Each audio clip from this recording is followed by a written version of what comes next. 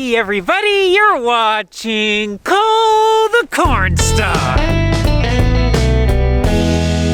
Today is going to be a super busy day of building in the underground movie theater. Behind me is 42,000 pounds worth of concrete forms. The first thing we need to do is get all of these forms down into the underground movie theater. We need to spray them with form oil, and then we need to get them lined up so that way they are ready to start being built. The first forms that we're going to be bringing in are the brutes. These are 24 inches wide and 8 feet long. They weigh approximately 82 pounds apiece, and I believe we have 185 of them that we need to carry in.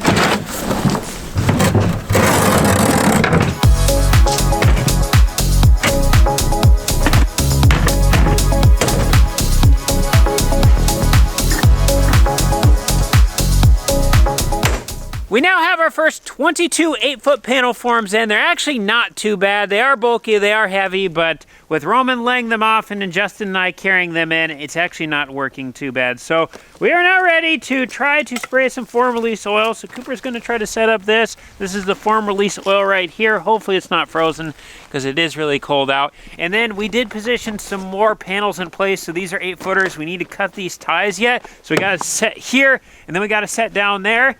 And then Justin and Roman have been working on making this little 2x4 slide, so that way we can put the forms on here, slide them down, then there will be a guy or two down below, and then we'll be setting them against this wall in the vertical position, basically just like what we have on the ground. And then Cooper will be able to come along with the form sprayer, spray everything, and then all the excess will run off. And then once we get around a little ways, then we will be ready to actually start setting them up against the wall and putting all the straps together.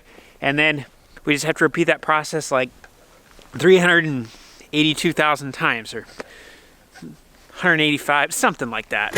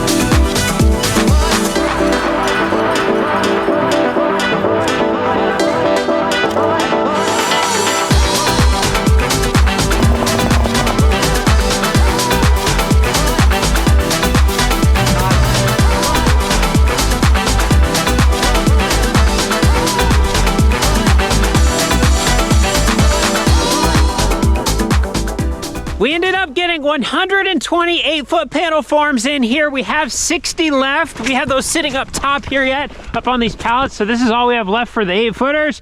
Basically what we have right here should fit on this side that is closest to us. So we're not gonna mess with these right now. We're gonna see how everything else lays out down here first before we get too wild carrying them. We definitely got our workout in today.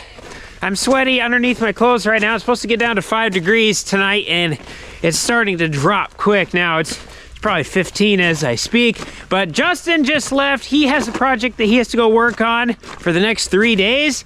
And then Roman just left as well because he has the big arm wrestling tournament that he's been working the last several months preparing for. He has that, so he's actually trying to get cut down to 154 pounds right now. So for the past couple days, he's been starting his cut, and he has the last of it tonight.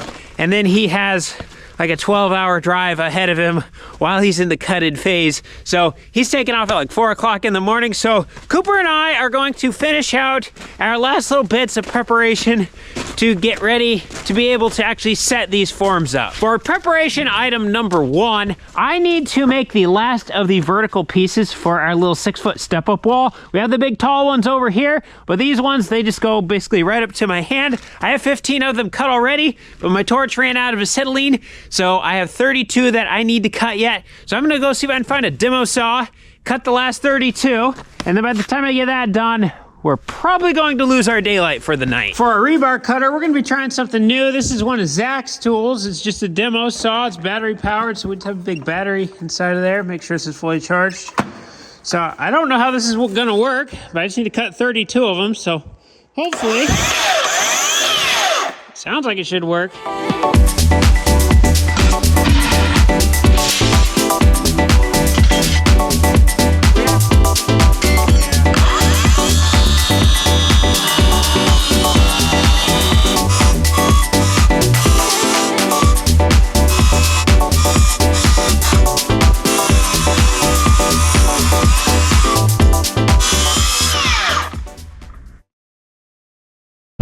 Just look at this.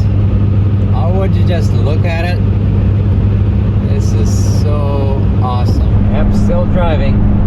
I guess time is getting a little bit longer now. Still driving. I'm gonna make a stop in about 20 minutes to get fuel, check my weight, and hopefully eat a little bit of something so I can have my system going. Yeah, these wouldn't make half bad nunchucks.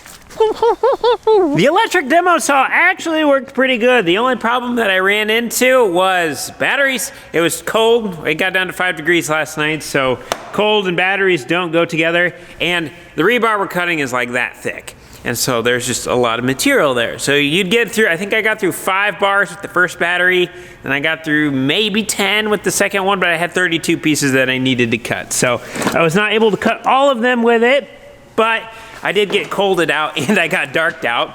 So I think I have like 10 more that I need to cut this morning. I got 2 charged up batteries, so we should be able to get the rest of them cut.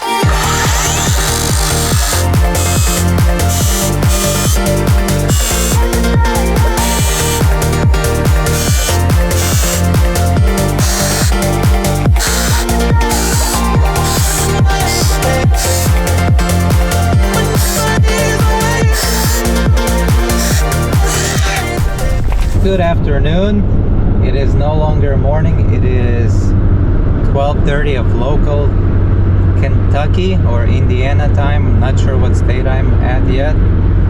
I already drove for 7 hours and I have 5 hours and 15 minutes more to go, which is 342 miles. And the reason I'm making this trip is to participate in one of the bigger tournaments that's taking place this year in the United States, where most of the top guys are gonna be competing for a pretty good chunk of change. And that's why I guess most of the good guys are gonna be there, including me. And here we are on our journey, long journey, to hopefully win some money and retain that #1 spot in the US. Speaking of #1 spot in the US, it is nice to have. Maybe if I lose it, I'll cherish it a lot more, but I've been #1 for the last 5 years, left and right, with one, I think, occasion of losing it for 2 months or 1 month actually, and then I gained it back again. So I've been a #1 target for a lot of guys that wanted to beat me and to take that #1 spot.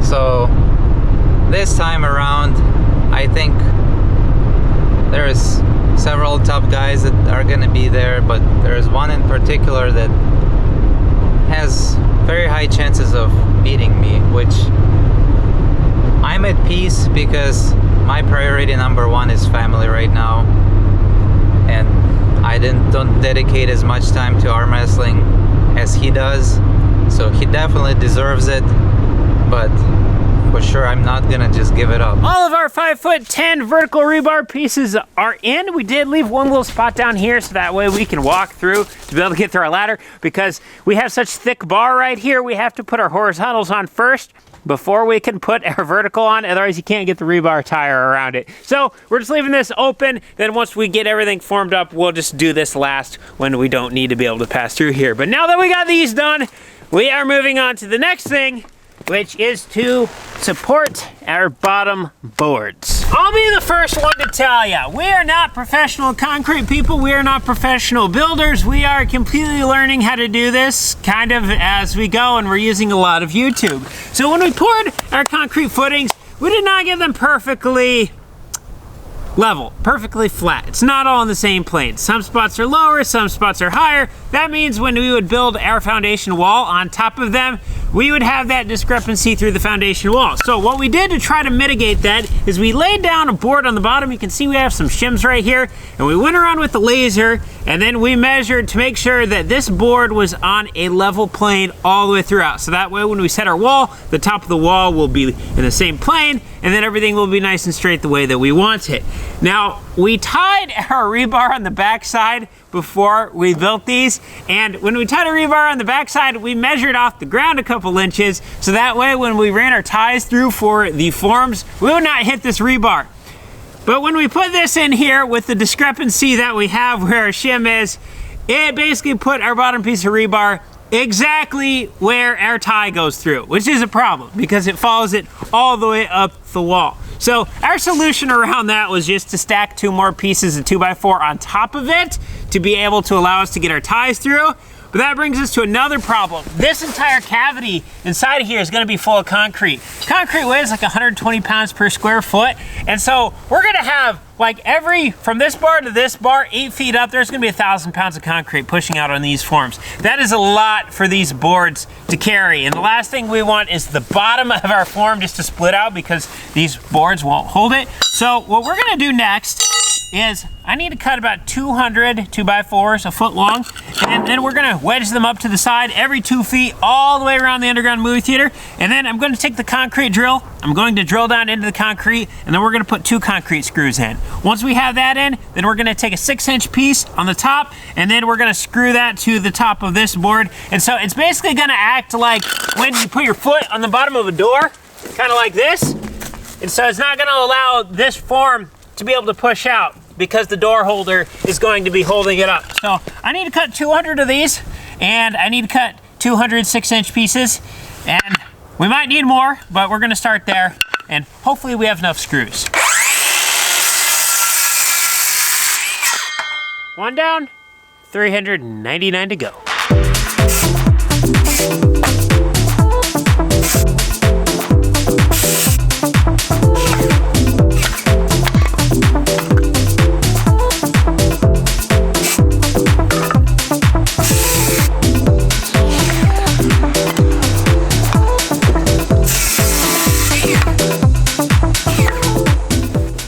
I just realized I'm definitely going to need well over 200 boards. It's probably gonna be like 600, but I basically have all the inside all cut and laid out now, so we just have outside to go. But before we get back to that, I'm gonna hop in the truck with my dad and Cooper. We're gonna go into town. There's an auction coming up tomorrow, and there is a 500 horsepower tractor that we might possibly be interested in buying. So we're gonna go take a look at it. Quick stop at the gas station, get some gas, check the weight, and 2 more hours of the road. Okay, ready for the last 2 hours. So here she is. We're behind it right now. It's a big machine. This is, I believe, a 2010 Challenger 955. So this is like a 475 or a 500 horsepower tractor. I don't know the Challenger terminology too much yet, but what we like about this one is it has a full set of wheel weights all the way around. We have a full rack of weights up in the front. It just had a brand new front end put in it, had a brand new rear end put in it, had a brand new transmission put in it. So $93,000 worth of work done 300 hours ago. There's 4,200 hours on the engine, and a neighbor of ours just ran it the other day, and he did send off an engine sample, and he said everything looks good. So a tractor of this size in another brand, let's say Case or John Deere, for this amount of horsepower, I mean, you'd probably be looking at about double the price of what this unit is going to bring. So we're just kind of interested in taking a look at it. It looks pretty clean from the outside. It is a 14-year-old tractor, so I mean, you're gonna have 14-year-old tractor things, like you're not gonna have perfect looking finish everywhere, you're gonna have stuff like this, but what we're looking at using it for would be a tillage tractor, and then also in the future running a tile plow behind it to be able to pattern drain our fields. And this would basically be a perfect tractor for it, especially due to the fact that it's already got all the weights in it. I believe this tractor weighs 60 or 62,000 pounds. Got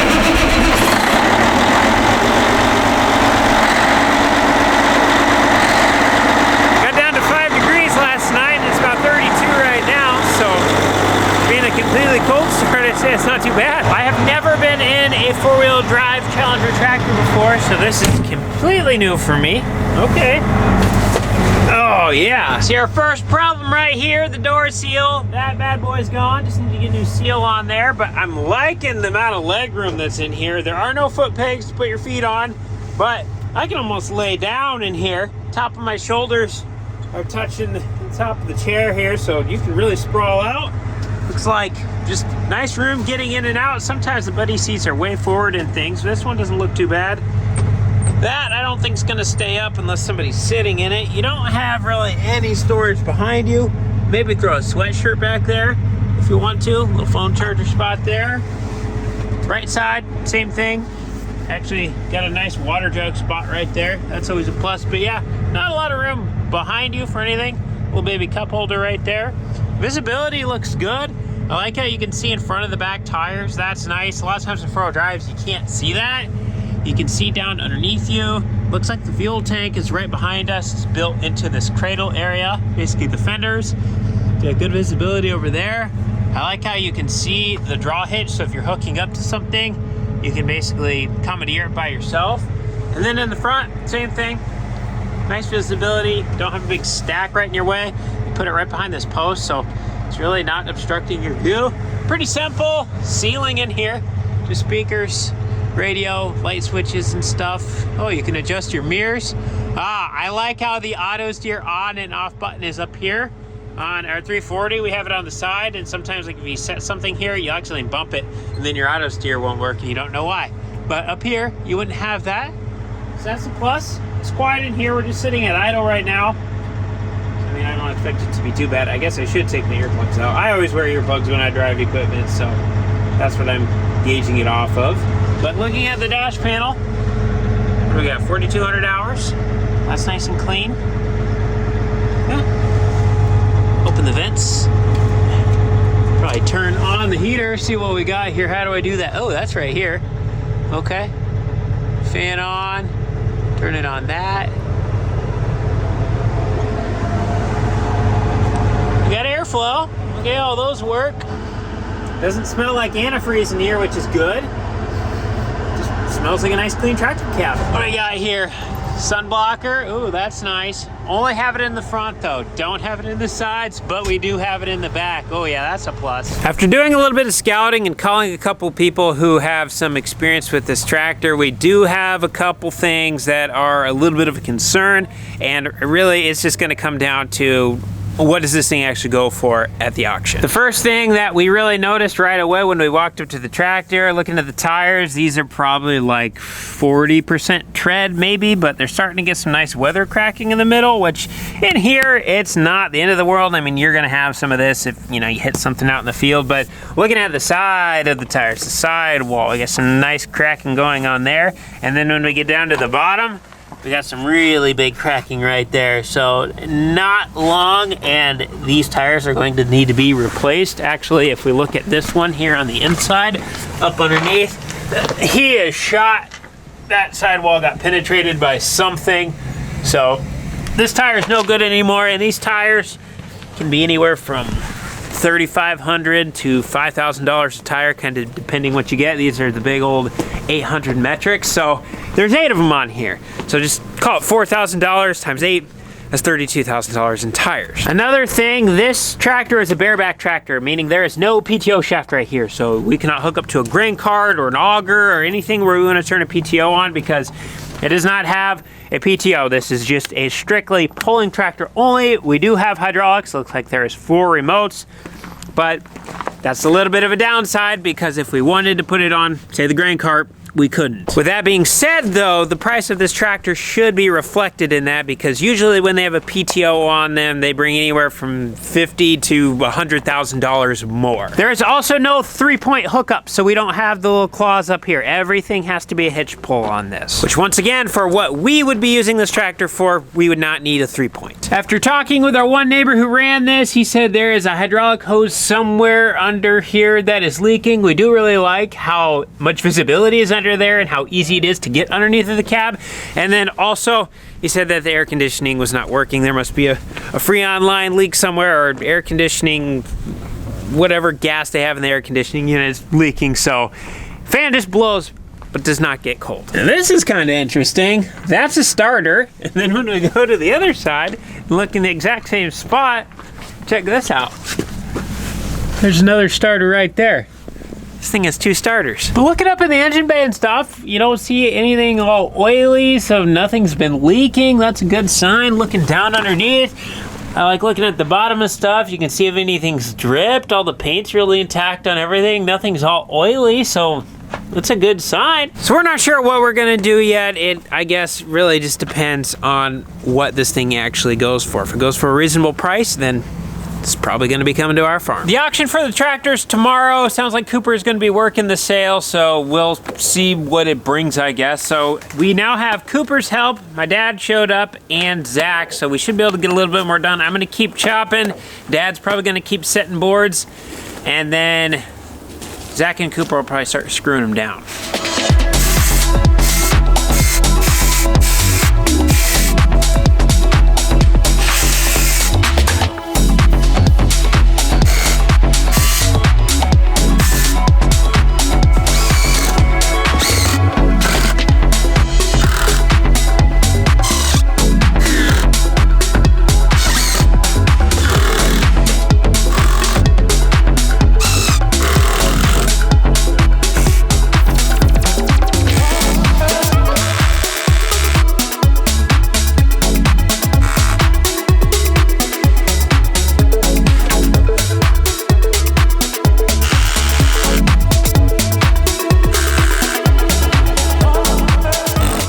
We're just now starting to get a good little sequence going on and things, but I need to leave. One of my friends, Noah, is getting married, and tonight we have his dress rehearsal.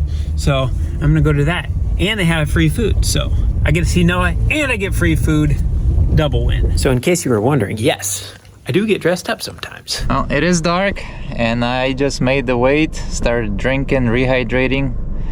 I weighed at 152.2, which is great, but not ideal because I could have eaten that food and started early of my rehydration refeeding process, but that's okay. Fort Loudon Medical Center Drive. Gonna head to a hotel and follow my rehydration and refeeding protocol now, which is gonna be mostly drinking for the first 2 hours and then slowly introducing light foods after that. Yeah, there is a temptation to eat a lot and heavy, but your stomach will not let you anyway.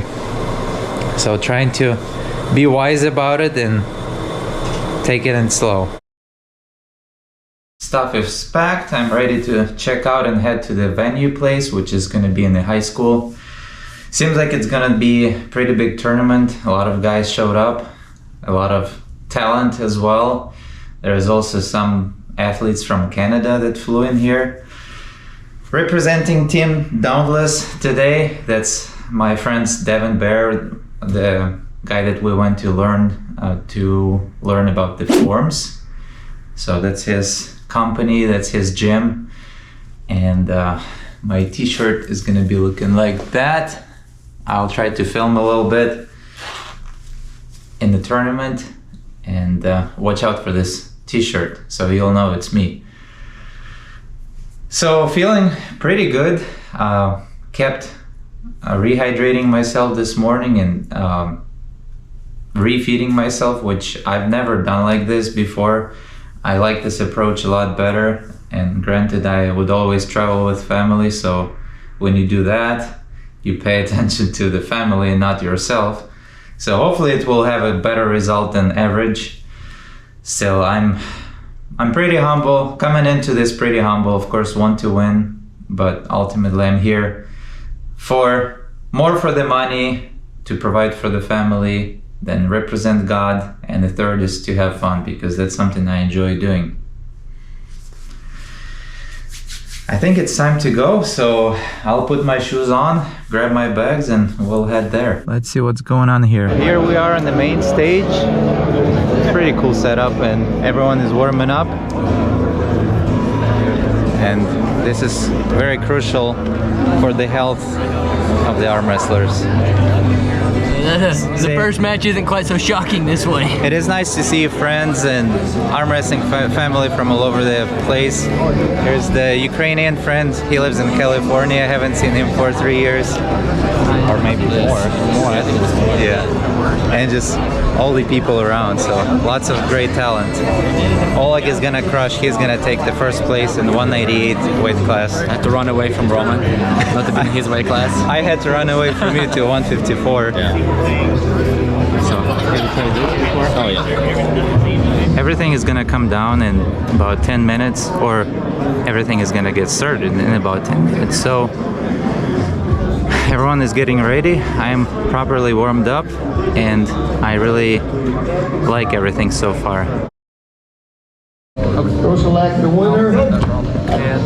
And win. And Roman looks like Roman, the winner. I'll give you camera guy privileges. Oh, awesome. Thank you. Go. Yes, sir. Yep. Roman? Roman, the winner. That one was good. Go. Ready, go. Roman, the winner. Boy, leave no doubt. Come on, Cody. Come on. Go. Come on, Cody. Oh, we got a match up here. this is a real elimination. Get your shoulder. Yes, sir.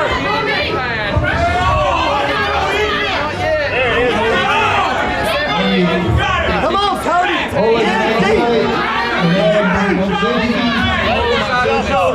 Stay tight, Cody. Stay tight.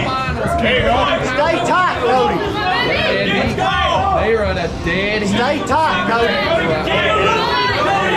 Cody, stay tight.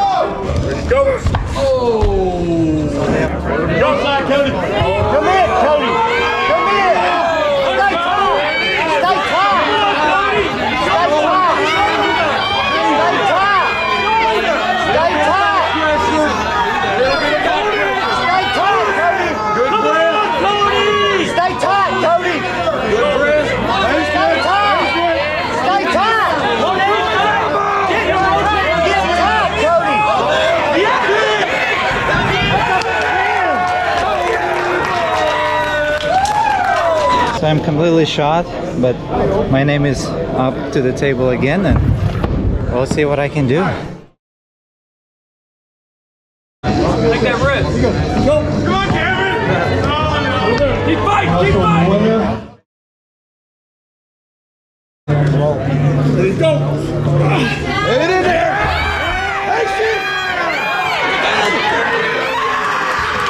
We are starting our left-hand adventure in this class.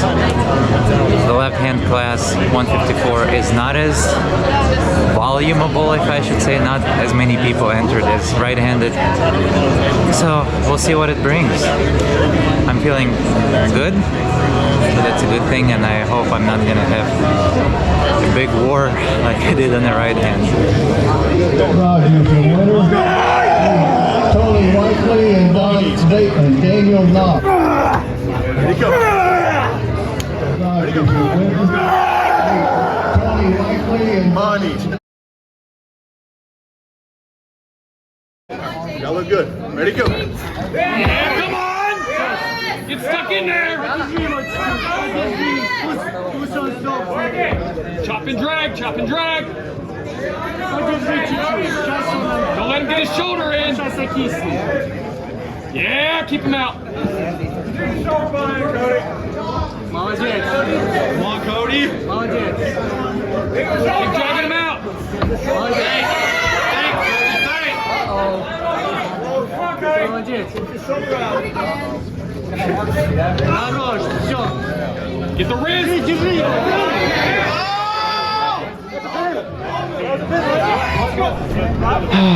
Time to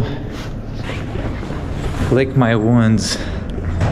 I took second on the right, took third on the left, took an injury on my left too, and I don't have any money because promoter said there is no money. So there is always win or lose. The champions come and go, but like I said before, I'm upset about the money aspect, of course, but I knew that first place comes and goes, and what's important is God and your family and the friends. I spent a couple hours just talking to people, catching up with things, and that's what's awesome about arm wrestling, and that's what will never probably make me quit, even though you're just thinking, why do you do this? Why do you take injuries and spend so much time away from the family? Because ultimately arm wrestling is my other family too, and it is just amazing to see people and also proclaim God's glory to them. So awesome night. I'm actually gonna stay with another friend I made tonight. Gonna drive 4.5 hours to Louisville and spend the night there, and then keep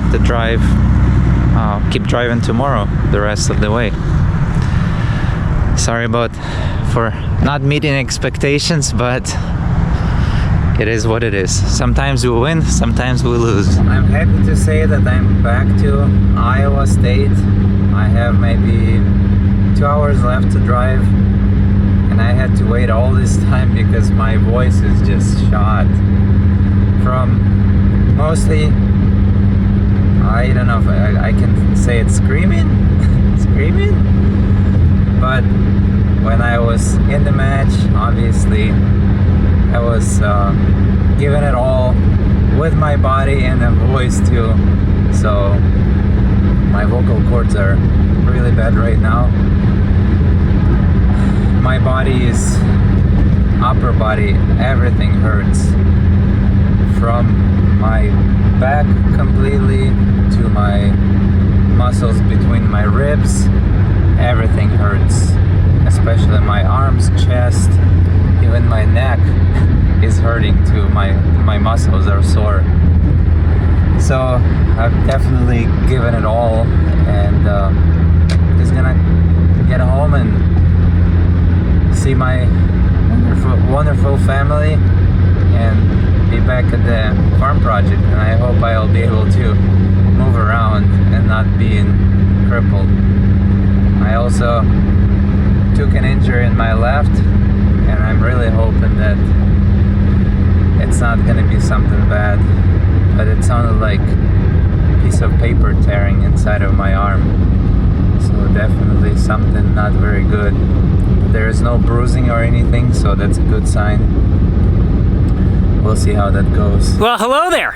It has been a couple days. I'm gonna be honest, once I got to the wedding rehearsal, I just turned my brain off from work, and I just had a good time being with my friends, and Neva came along too, so I had a good time being with her, and then woke up the next day and had the wedding. So Noah's now married. Congratulations, Noah.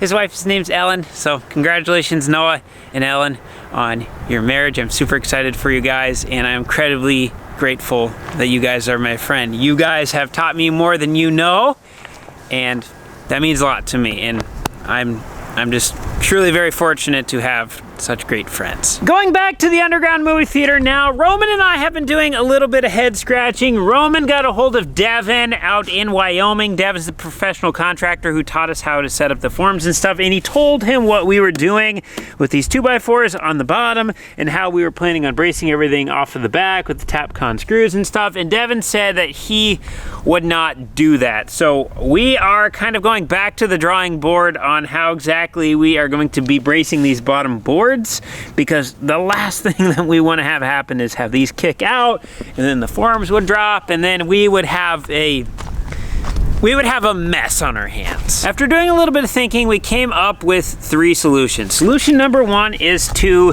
basically get a really big drill bit and drill right down in the middle of these Tapcons that we have, and then take a 1/2 inch concrete bolt, one of the big thick ones, and then drive that down into the concrete on every single one of these. Problem with that is those concrete bolts are not cheap, and I'm not enthused about spending $500 in concrete bolts just to be able to hold this form up. Now we could take these out and then reuse them at the top of the wall to screw our top plate in, so that is an option, but it just seems like a lot of work. So then that got us thinking about solution number 2. Solution number 2 would be to take a drill bit and drill through the outside of this board and then drill through this side, and then we'd be able to put a big pin in, basically just like this, but it'd run right through the middle of the boards instead of being on top.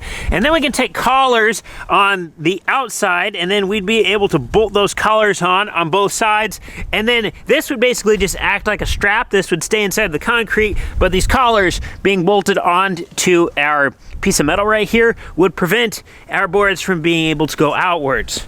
But I think that's probably our strongest solution, at least with the triple stack of boards. But the problem is we would have to go rent a whole bunch of those collars, which I don't even know what they are called. I know where we could find them, but I don't know the availability.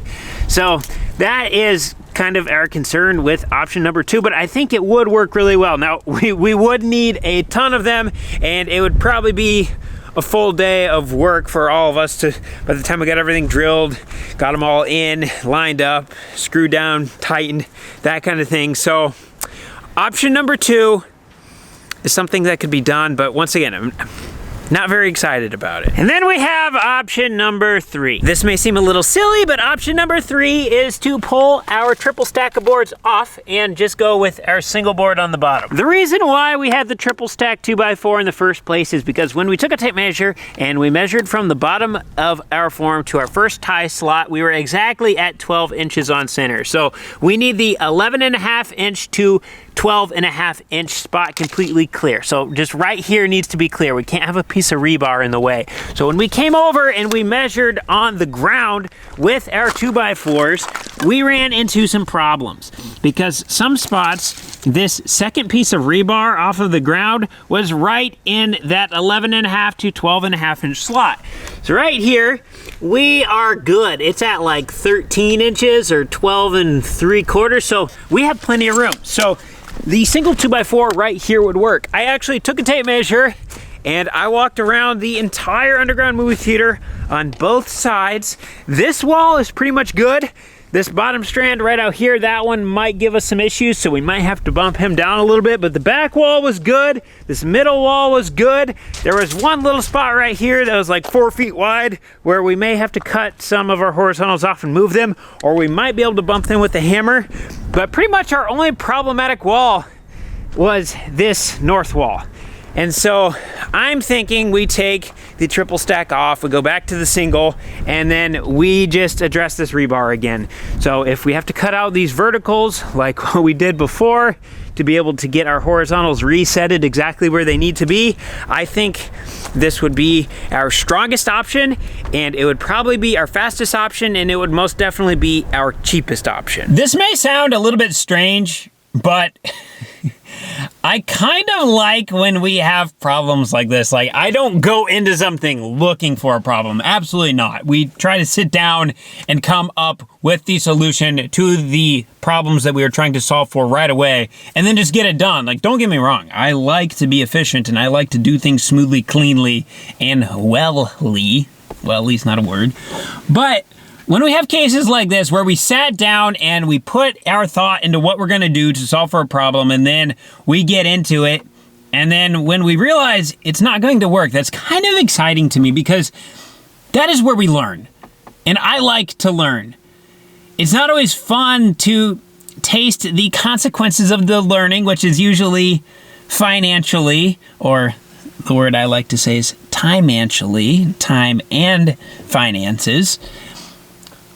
But, like, at the end of the day, what we learn is what makes things fun. And we have our thoughts with us. Like, you can give somebody $1,000 and somebody can come and take that $1,000 from them. But if you teach somebody something, it's not like someone can just come up and pull that out of your pocket and take it.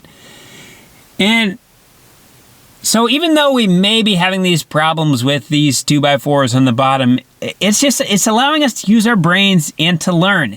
And then when we go to do something like this in the future, we already have this information in our back pocket, and then we won't be making these mistakes. And then, like, we can just start doing bigger and better stuff in the future because of what we're learning now. So even though we're having problems, I'm kind of excited about it. Also, in other news, I bought a new tractor. Ladies and gentlemen, welcome the 2010 Challenger MT955C to the farm. Ooh, I just thought about this. Before buying the Challenger, our biggest tractor was our Magnum 340. This is 340 horsepower and it weighs 30,000 pounds. The Challenger that we just bought is 475 horsepower, and that one weighs 60,000 pounds, so weighs twice as much as our 340, and what is that, 140 more horsepower, 135 more horsepower? That's wild. So the plan with our new tractor is to run tillage with it to be able to help us correct our soils and to get rid of compaction layers and to be able to get our fertilizer actually incorporated down into where the plant can utilize it, which is under the ground and not sitting on the surface. And then also we would like to buy a tile plow. So I probably need to go tile plow shopping now. So then that way we can have everything all set up, ready to go for next year. Oh boy. Oh boy, you think about these things in your head we're doing this as return on investment items that will help improve the revenue that our farm generates so we can produce more income.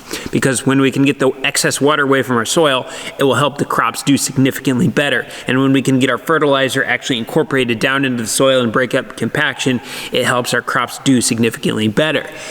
So, it all sounds nice, fine, and dandy when you're sitting there punching numbers behind the computer screen, but then when you actually have to shell out the money to be able to buy these things, I'm not gonna lie, it starts getting a little bit more serious, but we have to remember the plan and why we are doing it, and it is not a 1 year just flip of the switch that money is going to be recouped. It takes time, and it takes building these things in systems and principles, and this is a long-term investment. So when we remind ourselves of that, it's not as hard, but it's still not fun buying things and watching the money disappear.